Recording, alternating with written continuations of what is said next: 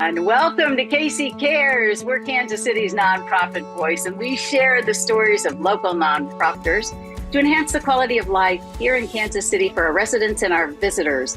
This Casey Care segment was brought to you by the Ewing Marion Kauffman Foundation, www.kauffman.org. I'm your host, Ruth Baum-Biggis. In a world that sometimes feels divided, there's a powerful idea that's been spreading across Kansas City and beyond: kindness. And for hundreds of teens, kindness has become something contagious, something positive to catch.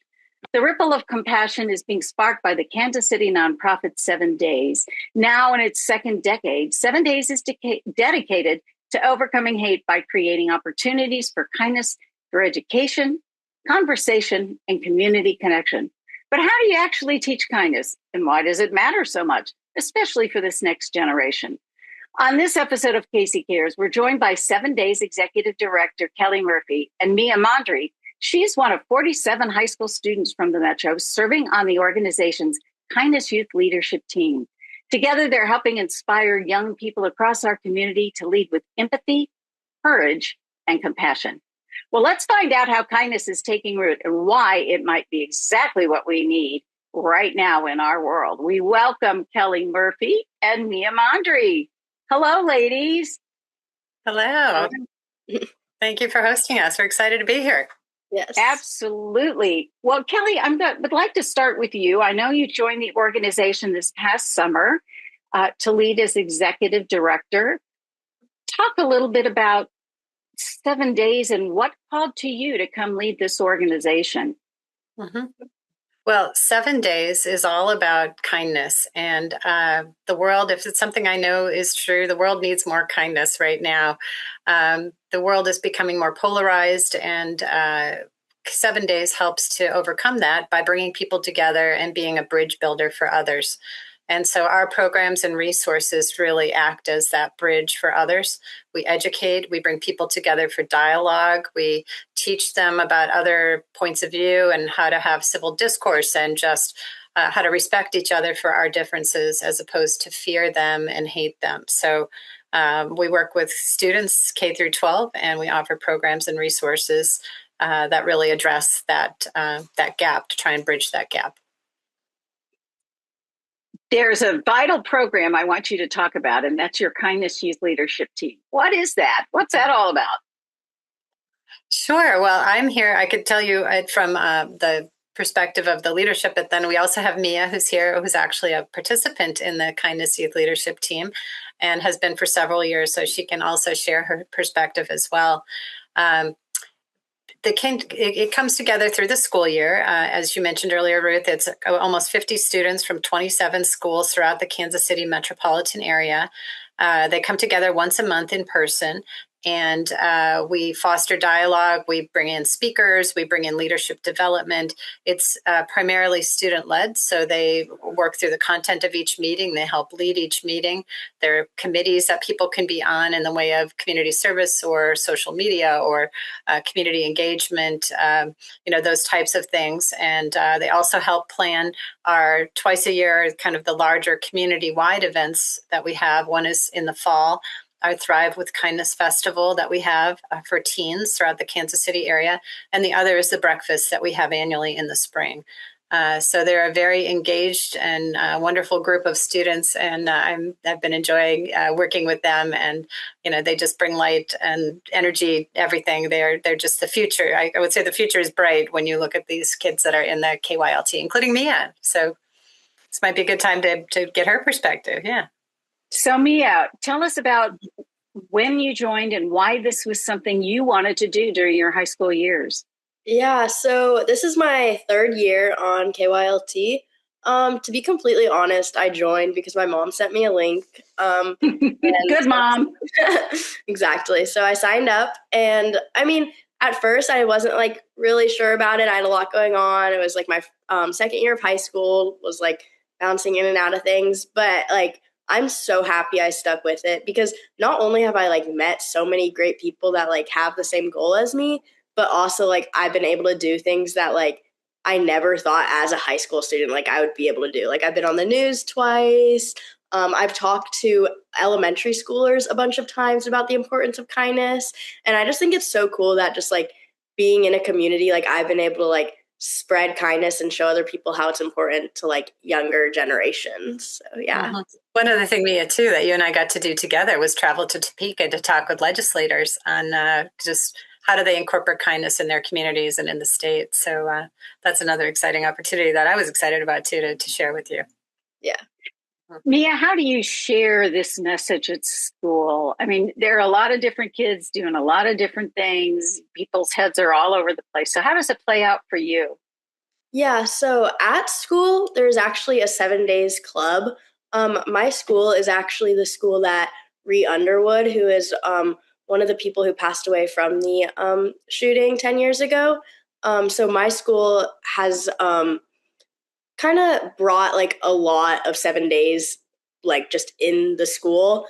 So that's like a great thing to just like be a part of at the school. But outside of school with KYLT, I've been able to like use my skills and like show the school how it's important and like my classmates and just the teachers even and just spread it throughout the school. We like hang up flyers and we have a walk which will happen in April, which happens every April, just where our school walks around the track and we spread kindness just through a walk, which is just great.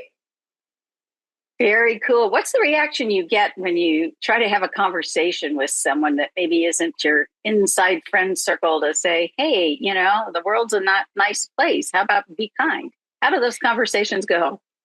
So, like, fortunately and unfortunately, with like our generation, a lot of things are on social media. And so when I do like not really talk to people outside my circle, it's mostly just like posting on Instagram and stuff. Wait 1 second. Sorry, I have a little cough.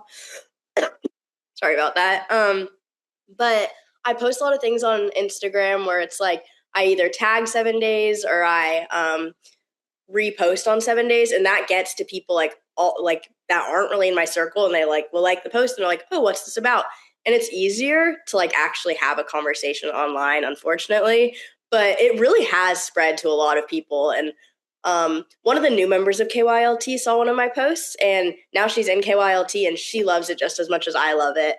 And it's just from seeing a post on Instagram. So that's a great way to spread things. So you're a top kindness recruiter. Exactly.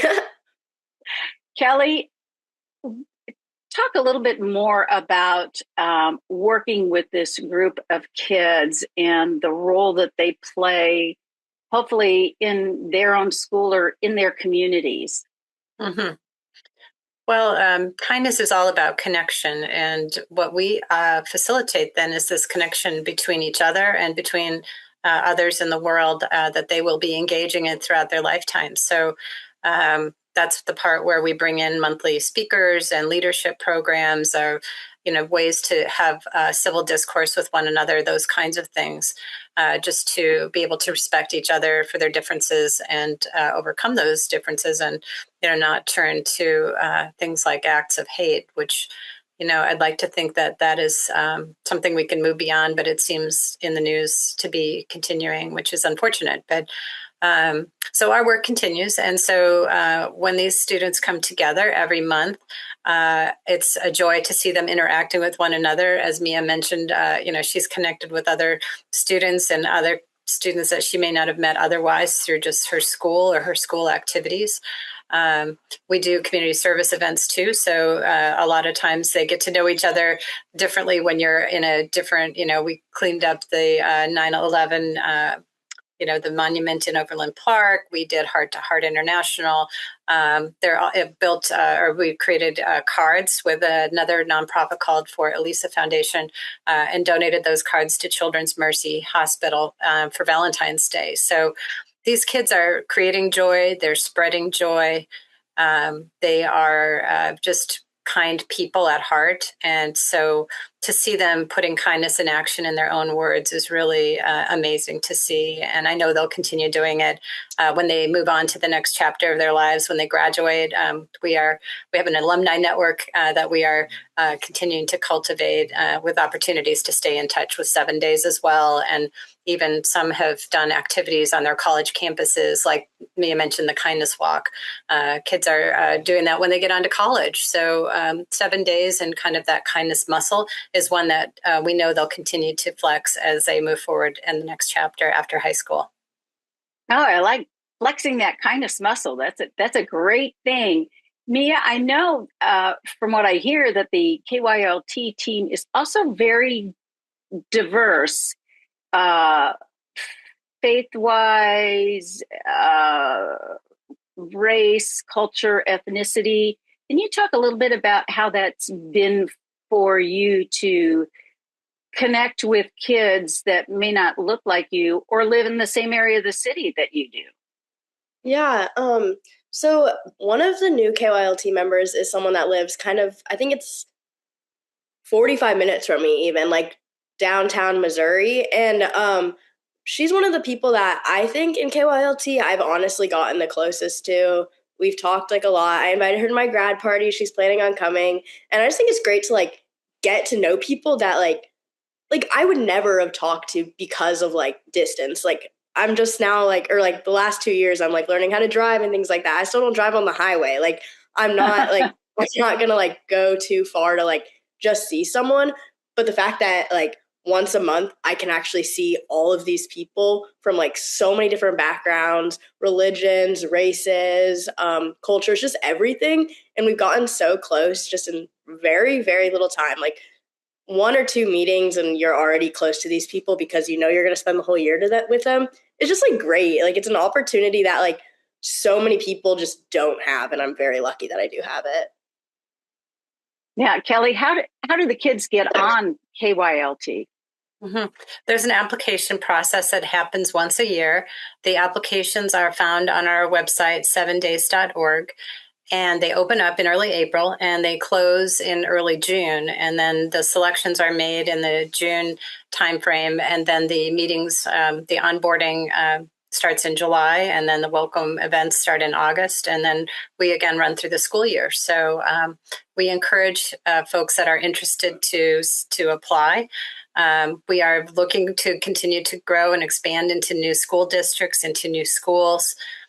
We've also introduced something new this year to remove barriers for students that may be challenged in getting there. We have something that it's a ride share program that we can help set up for students so that if they don't have a way to get somewhere, we can help with that, and it's at no cost to them. So we are looking to continue to expand and that whole bringing together folks of diverse perspectives. Again, we welcome that and encourage that.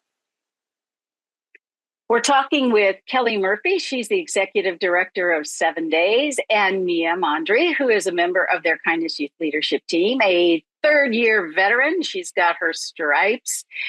Kelly, can you talk a little bit about what it was like to step into an organization that's already up and running, yet is looking at what its next decade or so looks like?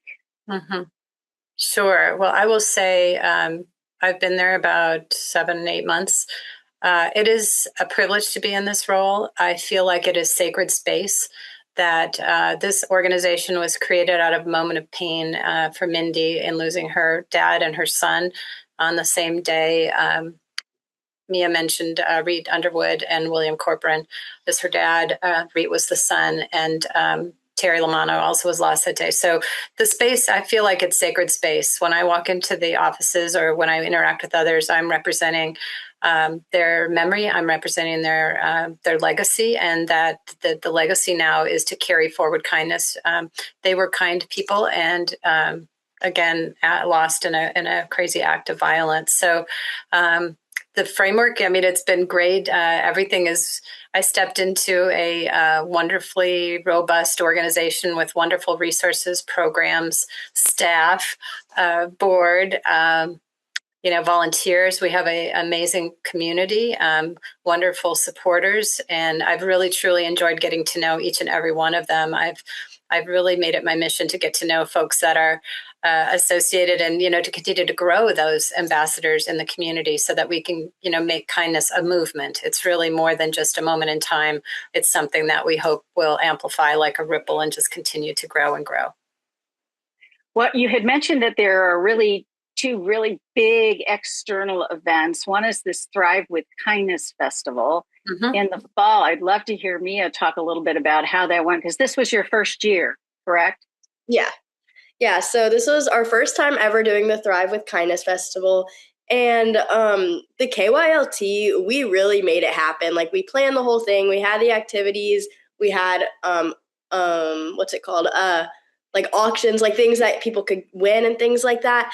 There was a wall to draw on, and all you had to do for KYLT at least was bring one person, and that just made the whole festival happen. There were so many people there, more than we were like expecting, and it just went so like amazing. That I brought one of my friends from a little organization that I'm a part of, and I'm really hoping he's a sophomore. He's going to be a junior next year, and I'm really hoping that he will join KYLT next year. He's in a youth group with me, and we've talked about it a few times. And so I'm really like trying to like push it on him. I've told him how great it is, and he's really like looking into it. He thinks that it seems like a great opportunity. And so I think doing the Thrive with Kindness Festival is just like another great way, just like social media, to get people involved in knowing what KYLT and 7 Days really is. So I thought just that alone was a great thing. And also, it was just so much fun. There was food there, there was music, there were games. It was really just great and brought a bunch of teenagers together. Well, I love that perspective. All right, Kelly, I want to give you a chance now from the organizational side. Not easy to build a first-time event. Well, I would say the Kindness Youth Leadership team came up with the vision. Several options were considered, and they selected this festival and designed it. In addition to those activities that Mia mentioned for the students and door prizes, we also had some booths of folks that work closely with students. For example, giving discount tickets to students. I think it's $10 for tickets for amazing productions here in Kansas City. Protein balls. All sorts of wellness type activities and those kinds of things. And each booth had its own activity and its own giveaway. So it was exciting to see all that come together. Everyone left with something. It was fun to see that. We used the sticker, the badges for our tokens for buying and selling, like currency kind of thing. So it really had a very robust 7 days theme. We had a food truck, a live DJ. I don't know, it was an exciting event, and everyone left supercharged and energized and really ready to carry that kindness forward. And you're going to do that again in the fall? We are, yeah. We haven't set the date yet, but we hope to make it an annual event. And then you have this big breakfast, which is a fundraiser, I know, for the organization, but it's so much more. Talk about these teens who have won your art and your scholarships, and then we can get into the Ripple of Kindness, folks. Sure. So at the breakfast, we will recognize our 8 art winners. We will recognize our 7 scholarship winners and our 7 Ripple of Kindness winners. So the art competition is an annual program. It ends in like the December, January, where the submissions need to be in by then. They're judged, and then the winners are announced in the early January, February timeframe. So they will all be there with their beautiful art that they've designed. That has now been put onto stickers. And so we'll have stickers available for folks too. And the students also have on our website talked about the inspiration behind their design. So it's fun to see the design and then hear in their words, why did they choose the graphics and the colors and the different designs that they've created. So that's exciting. And then the scholarship winners. And so, back to art. Art is available for all high school students, so 9 through 12. And our information's on our website. We also deliver information to schools in the Kansas City area in the fall for the art teachers. So a lot of programs, including Liberty for this year, they've had the most students that submitted art and were selected. So just wanted to spotlight them too.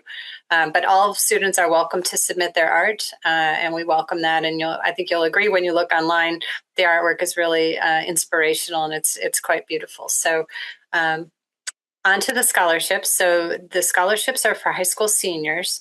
And so it is for post-secondary education, and it is for it's $1,000 for the winners, and it's for doing a kindness project or kindness activity that impacts folks in the community and helps lift them up.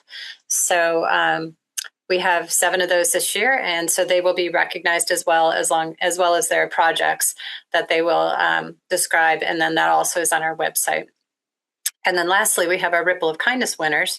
There's 7 folks in the community that are doing huge things, making the world a better place through their actions and the groups that they have brought together and the communities that they have built and the lives that they have touched. We will also recognize our kindness communities.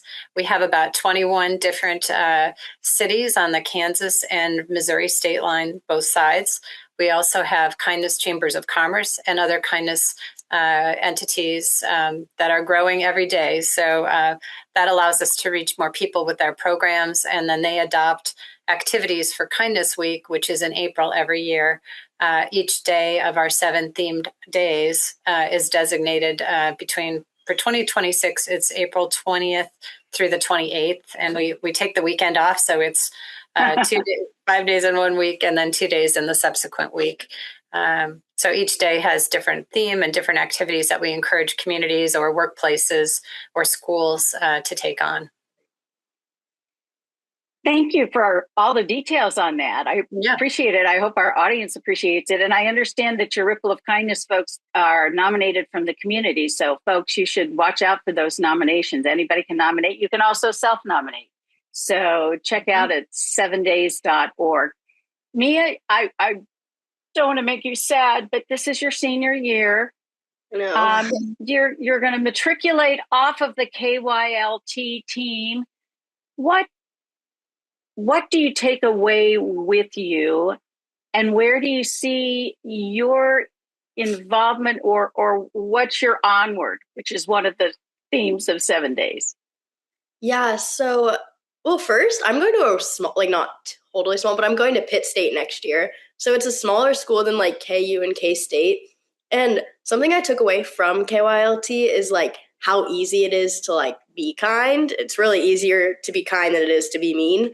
And so by going to a small school, like you said earlier about some KYLT members that have graduated and they've like done walks and stuff, I think doing something kind of similar to that will be very possible to like make that happen next year and like going forward, because I'm going to a smaller school. So I think I might look into that to see if that's like a possibility for me. But even just like being kind to people, just like I'm going to a school that I don't really know anyone going. And so I think I'm going to try to implement a lot of the things that I've learned from KYLT by being a kind person, talking to people, and just really getting outside of my circle by meeting new people. And just, I think being a kind person will really help me in college and going forward into like the outside world after college and real world things. Mm-hmm. Well said, Kelly. The organization does a great job with your Kindness Youth Leadership team. Can you talk just a little bit about beyond the team and how you're connecting with students in the Metro? Mm-hmm. Well, as I mentioned earlier, we have resources that are available to download from our website. There are lesson plans for anyone in schools or, faith-based organizations that might like to take advantage and use those materials. We do speaking engagements throughout Kansas City, and as Mia mentioned earlier, even our KYLT goes to speak at elementary schools, and they talk about the importance of kindness and how even at that age, kindness is a choice, and they can be kind to their parents, their families, their teachers.